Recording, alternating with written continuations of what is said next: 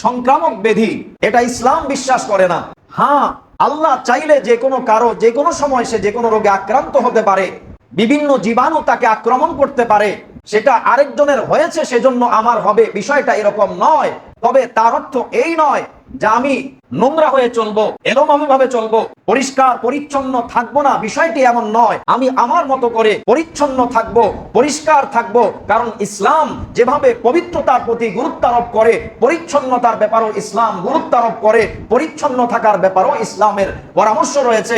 শুধু নিজে না, নিজের আশপাশ, নিজের পাশের জায়গাগুলো, নিজের দেহের পাশাপাশি এগুলোকেও পরিষ্কার পরিচ্ছন্ন রাখা, আঙ্গিনা পরিচ্ছন্ন রাখা, এটাও ইসলামের পক্ষ থেকে সুস্পষ্ট নির্দেশনা আছে। ইসলাম এগুলোকে পরিষ্কার পরিচ্ছন্ন রাখতে বলেছে।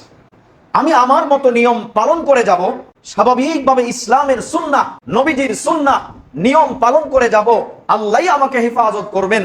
আরেকজনের হয়েছে সেই কারণে আমার কিছু হবে এটা নয়, বরং যা কিছু হয় আল্লাহর তরফ থেকে হয়। আমি আমার মতো নিয়ম পালন করে চলবো, পরিষ্কার পরিচ্ছন্ন থাকবো, জীবাণু মুক্ত থাকার চেষ্টা করব, এটা হলো আমার কাজ। আমি এভাবে চলার চেষ্টা করবো ইনশাআল্লাহ। এই ধারণা পোষণ করব না যে তার হয়েছে সেজন্য আমার হবে। হুজুর সাল্লাল্লাহু আলাইহি ওয়াসাল্লাম এটা এভাবে বুঝিয়েছেন। যেমন চুলকানির কথা অনেকের কাছে প্রসিদ্ধ, একজনের হইলে আরেকজনের হয়। আরবের মধ্যে ওটের এরকম এক ওট থেকে এক ওটের মধ্যে হয়েছে, তো তারা মনে করতো অন্য ওটের হচ্ছে, তো ওটার কারণে হয়েছে। নবীজি প্রশ্ন করলেন, ফামান আজরাবাল আউয়াল, ঠিক আছে, যদি ওই ওটের কারণে আরেকটার হয়ে থাকে, তার কারণে আরেকটার হয়ে থাকে, তার কারণে আরেকটার হয়ে থাকে, প্রশ্ন হলো প্রথম ওটটার মধ্যে চুলকানি কোত্থেকে আসলো?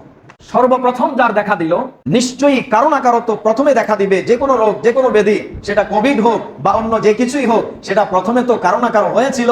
আপনার ধারণা মতে এরপরেই তো আরেকজনের হয়েছে। তাহলে যদি সংক্রমণের কোনো কারণ হতো, সংক্রমণের কারণে যদি হতো, তার কারণে আরেকজনের হতো, তাহলে প্রথম ব্যক্তির যখন এই ব্যাধিটা দেখা দিল, সেটা কি কারণে দেখা দিয়েছিল? সেটা নিশ্চয়ই কোনো জীবাণু বা কোনো কারণে হয়েছিল। তার যে কারণে হয়েছে আপনারও সেই কারণেই হতে পারে। সেটা ওর হয়েছে সেজন্য আপনার হবে, এই বিশ্বাসটা সঠিক নয়। বরং প্রত্যেকেরই স্বতন্ত্রভাবে হতে পারে। এই জন্য আমাকে সতর্ক এবং সচেতন থাকতে হবে। এই বিশ্বাস পোষণ করা ঠিক নয় যে আরেকজনের কারণে আমার হবে।